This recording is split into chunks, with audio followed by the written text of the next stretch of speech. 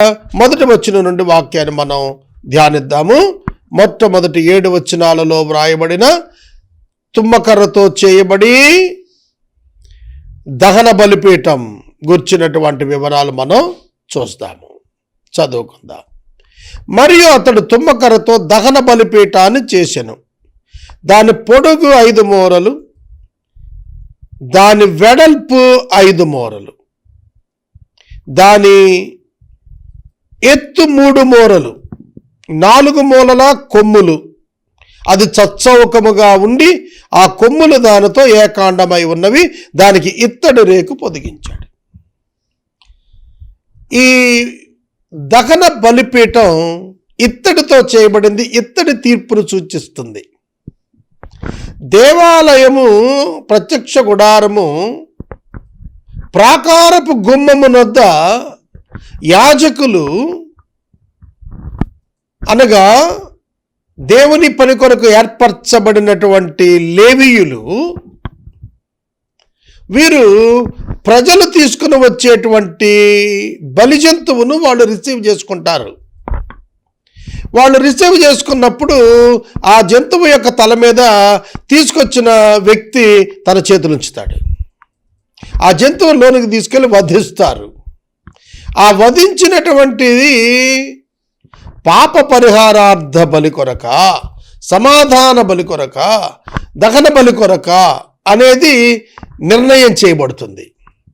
పాప పరిహారార్థ బలి కొరకు తీసుకుని వస్తే ఒక నియమం,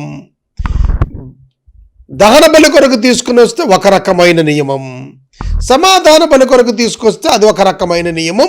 ఇవి లేవీ కాండంలో మనకు పూర్తిగా వివరించబడ్డాయి. వాటి చొప్పున బలి ఇవ్వబడినటువంటి జంతువు యొక్క ప్రత్యేకమైనటువంటి విశేషాలను దహించుట కొరకు బలిపీఠాన్ని ఉపయోగిస్తారు. కనుక ఇది మనకు చాలా ప్రాముఖ్యమైనటువంటిది. Without the sacrifice of animal or రక్త ప్రోక్షణం లేకుండా no entrance into the temple.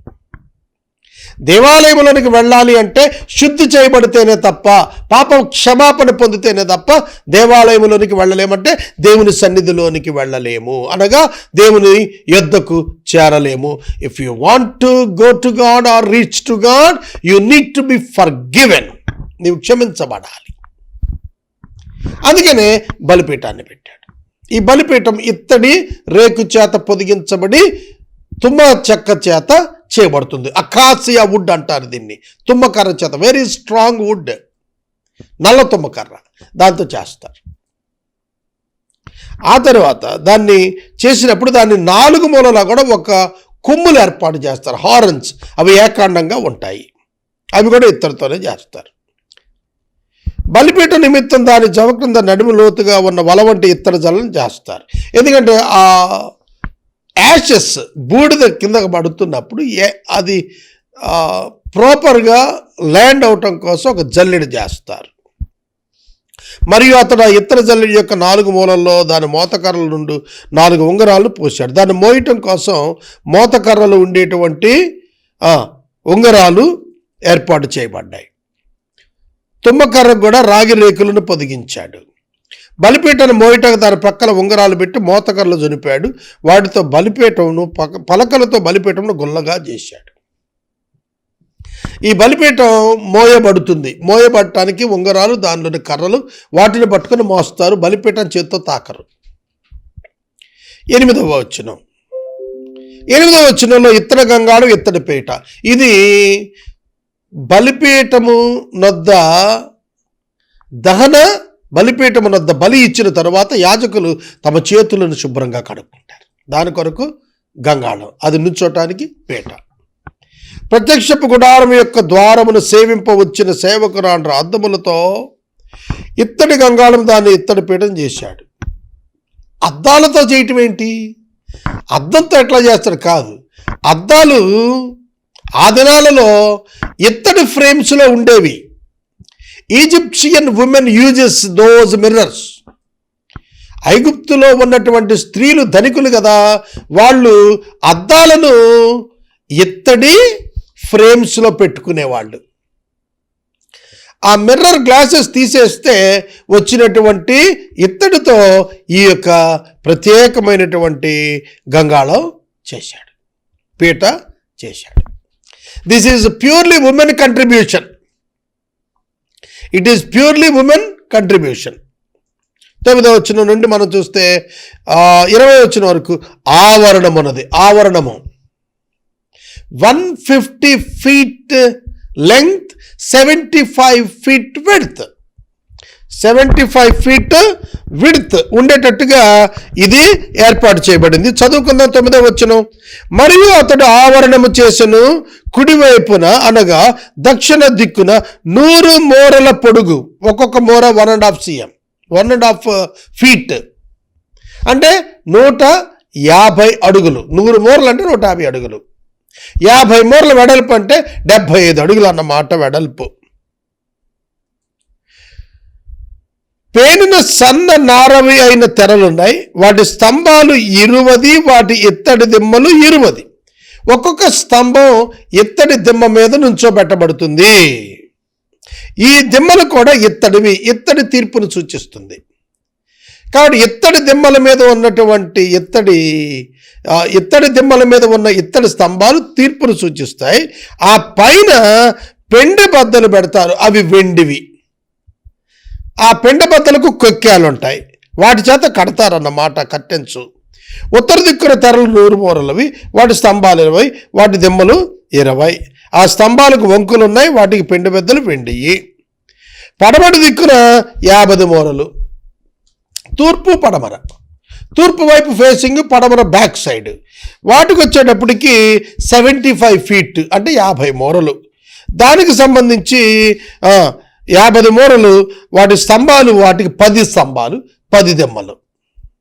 అలాగే వాటికి పెండె బద్దలు వెండితోటి చేశారు. తూర్పు వైపున ఎంట్రన్స్ సైడ్ ఉదయపు దిక్కు అది 50 మూరలు, అది కూడా 50 అడుగులే. 50 మూరలు 75 అడుగులే. 14 వచనం. ద్వారం యొక్క ఒక తెరన 15 మూరలు, మరొక ప్రక్కన 15 మూరలు. 50 మూరల్లో 15 లెఫ్ట్, 15 రైట్ డివైడ్ చేస్తే సెంటర్లో 20 మూరలు ఉంటాయి.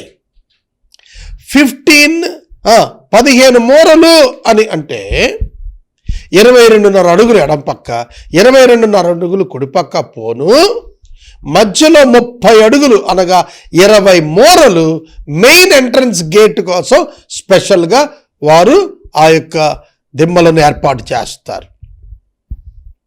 2 పక్కలా కూడాను సెపరేట్ సైట్స్ డివైడ్ చేసిన తర్వాత వాటికి సెంటర్లో వారు ఏర్పాట్లు చేస్తారు. ద్వారము యొక్క ఒక పక్కన 15 మూరలు, వాటి స్తంభాలు, వాటి దిమ్మలు 3. అట్లు రెండవ పక్కన అనగా ఇరుప్రక్కల ఆవరణం ద్వారానికి 15 మూరల తెరలు ఉన్నాయి, వాటి స్తంభాలు 3, వాటి దిమ్మలు 3.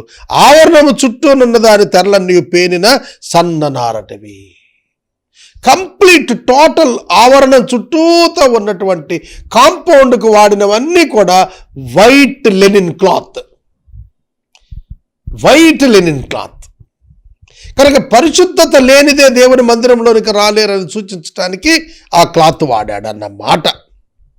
స్తంభాలు దిమ్మలు రాగివి, స్తంభముల వంకులు పెండెబద్దలు వెండివి, వాటి బోధలకు వెండి రేకులు పొదిగించబడ్డాయి. ఆవరణపు స్తంభము యొక్క వెండి బద్దలతో కోర్చబడింది.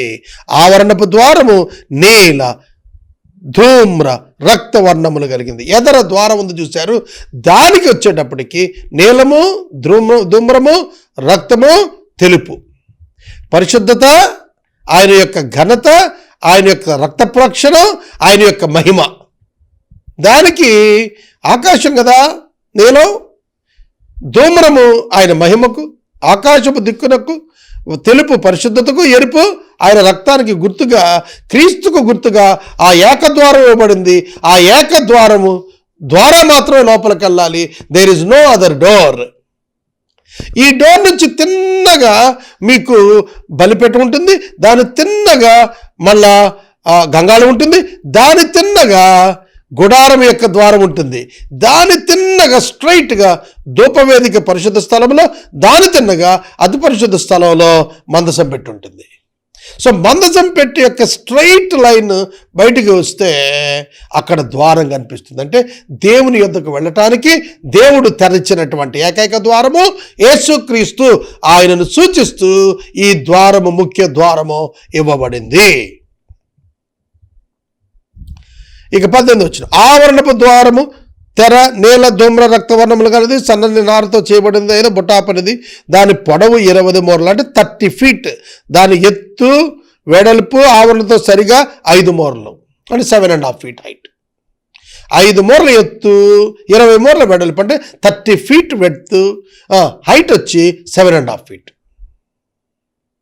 గుడారం దానికి ఖచ్చితంగా 15 feet ఉంది. అంటే ఈ ఆవరణం కంటే 7.5 అడుగులు ఎత్తు గుడారం.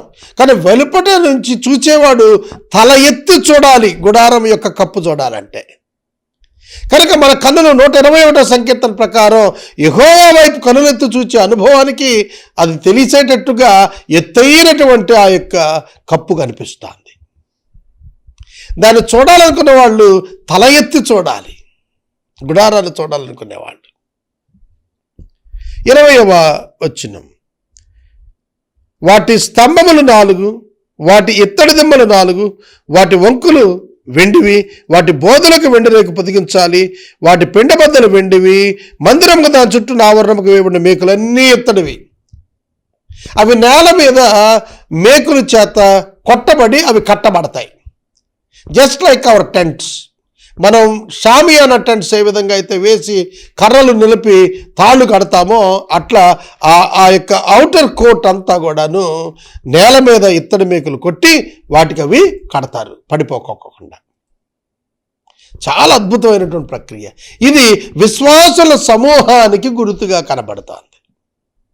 5 మూరల చొప్పున ఒక్కొక్క కర్టెన్ సెపరేట్ చేసి వాటన్నిటిని కూడా పెట్టుకుంటూ వస్తారు. ఇంచుమించుగా మనకు 60 కర్టెన్స్ తోటి ఇది చేయబడుతుంది. ఇది అద్భుతమైనటువంటిది. దీనిని మనం తెలుసుకోవాలి. 5 మూరలకి 1, అంటే 7.5 feet ఉండేటట్టుగా ఒక తెర చేయబడుతుంది. ఇది మనం అర్థం చేసుకోవాలి. ఇక 21వ వచనం నుండి చివరి వచనం వరకు ఉన్నటువంటిది వరుసగా నేను చదువుతాను, గ్రహించండి. మందిర పదార్థముల మొత్తం అనగా సాక్ష్యపు మందిర పదార్థముల మొత్తం ఇదే. ఇట్లు వాటిని యాజకుడైన అహరోను కుమారుడు ఈతామారు లేవీల చేత మోషే మాట చొప్పున లెక్క పెట్టించాడు. అహరోను కుమారుడు ఈతామారు మోషే ఇచ్చిన ఆజ్ఞతోటి ఈ మందిరం యొక్క వాల్యూ లెక్కించాడు. ఎక్కించినప్పుడు ఏమొచ్చింది? యూదా గోత్రికుడైన హూరు మనుమడు ఊరు కుమారుడు బెసలేలు యెహోవా మోషేకు ఆజ్ఞాపించినట్లుగా కంప్లీట్ చేసేసాడు. టబర్నకల్ అంతా, దాని వస్తువులు, దాని గుడారాలు, దాని సమస్తం కంప్లీట్ చేసేసారు. కార్యాంతము మేలు చేశారు. దాని గోత్రుడు అహీసామా కుమారుడు అహోలియాబు అతనికి తోడై ఉన్నాడు. ఇతడు చెక్కువాడును, విచిత్రమైన పని కల్పించేవాడును, నీల ధూమ్ర రక్త వర్ణములతో సన్ననారతో బుటా పని చేసేటువంటి ఎక్స్పర్ట్ ఇతను కూడా బెసలేలుతో జాయిన్ అయ్యాడు ఈ వర్క్లో. పరిశుద్ధ స్థలం విషయంలో పనంతా ముగించడానికి వ్యయమైనటువంటి బంగారం, ప్రతిష్ఠించబడిన బంగారం పరిశుద్ధ స్థలము చొప్పున 116 మణుగుల 530 తలాలు. మణుగంటే 10 కిలోలు. 116 అంటే 1160 కిలోల బంగారం పైగా దీన్ని వాడాడు. 116 మణుగులంటే 1160 కిలోల పైగా బంగారాన్ని ఇక్కడ వినియోగించారు.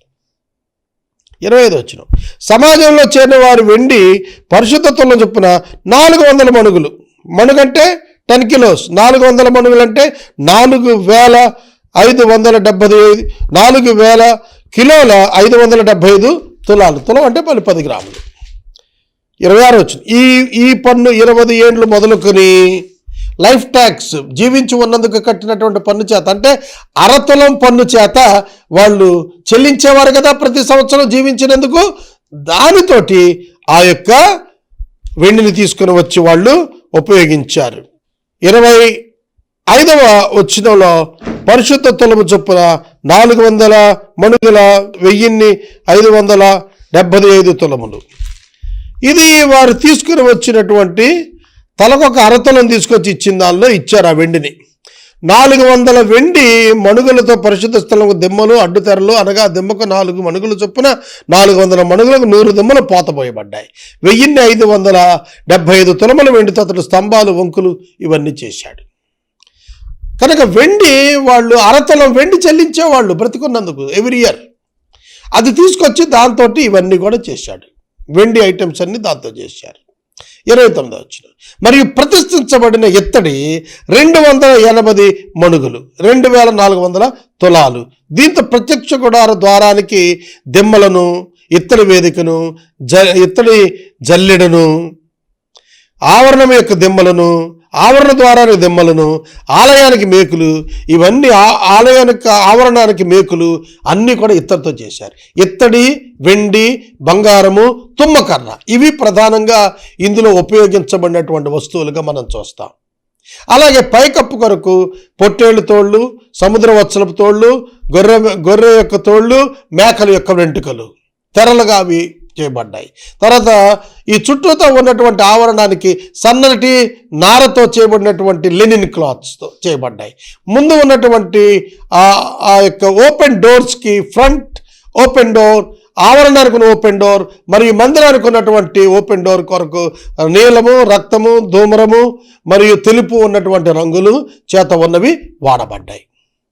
ఈ విధంగా యేసుక్రీస్తును సూచిస్తూ ప్రత్యక్ష గుడారం యొక్క నిర్మాణం కంప్లీట్ చేయటం జరిగింది. ఇక 39వ అధ్యాయంలో యాజకుల యొక్క వస్త్రాల గురించి మనం ధ్యానిస్తాము. 38వ అధ్యాయం ముగించుకున్నాం.